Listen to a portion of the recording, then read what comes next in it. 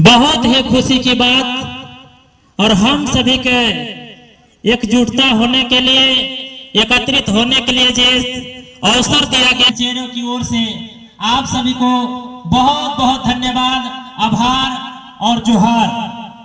साथियों, मैं संक्षिप्त रूप में आदिवासियों की जो गहराई बातें हैं आप सभी के बीच कम शब्दों में रखने जा रहा हूं। जो भी जनप्रतिनिधि हैं या जो जिला प्रशासन है, उन्हें अगर ठेस लगेगा तो हमें क्षमा कर देंगे, क्योंकि आदिवासी मूल निवासी ये मालिक है, धरती के मालिक हैं।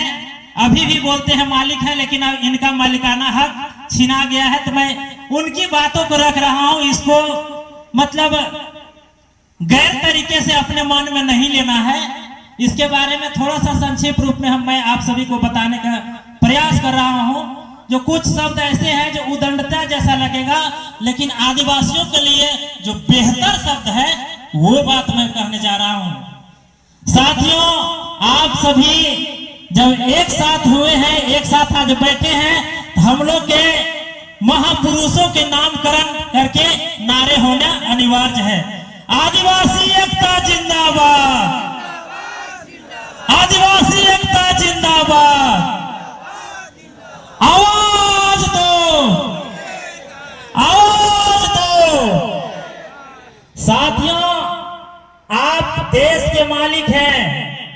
इस देश में जितने भी लोग निवास करते हैं उन्हें संरक्षण करने के लिए हमारे महापुरुषों ने, आदिवासियों ने अपना जान गंवाया है। तो आपकी आवाज, लंबी आवाज उठनी चाहिए, पूरा जिला गूंजना चाहिए। आदिवासी एकता जिंदाबाद, आदिवासी एकता जिंदाबाद।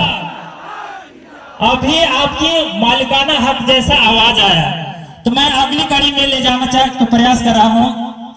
साथियों, हम सभी मंच लगा करके बड़ी बड़ी बात करते हैं जो हम आदिवासी हैं, आदिवासियत बचाना चाहिए, संस्कृति धरोहर बचाना चाहिए, और हमारे लोग को गैर आदिवासियों ने लूट रहा है। लेकिन हम सभी जाने जे आजाद देश राज शासन से पहले हमारा व्यवस्था क्या था। हमारा व्यवस्था के बाद आया राज शासन, उसके बाद आया लोकतंत्र।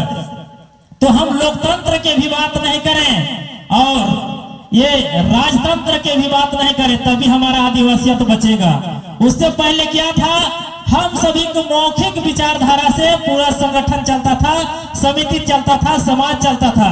जब हम देश के मालिक ही हैं तो हमारा देश में, फिर हमारे राज्य में ये जो वन अधिनियम कानून आया है, जिसका हम रखवाले हैं, जो वन के हम मालिक हैं, उसको पट्टा लेने के लिए हमको भीख मांगने की जरूरत पड़ता है। हम कैसा मालिक है भाई? हम बोलते हैं देश के मालिक हैं, हम आदिवासी हैं, हमने सींचा है, संवारा है, और फिर हमको भीख मांगना पड़ रहा है। आप हमको बनपट्टा दीजिए। आज आपको बनपट्टा मिलेगा, अरे बनपट्टा मांगने की जरूरत आपको क्यों पड़ रहा है, इस पर आप ध्यान दीजिए। आपको संवैधानिक जो प्रावधान है, ये प्रावधान में आप डूब गए। तो जरूरी है डूबना चाहिए, लेकिन जो आप देश के मालिक हैं, आपका निर्देश से पूरा देश चलता था, आपका संगठन से पूरा देश संचालन होता था।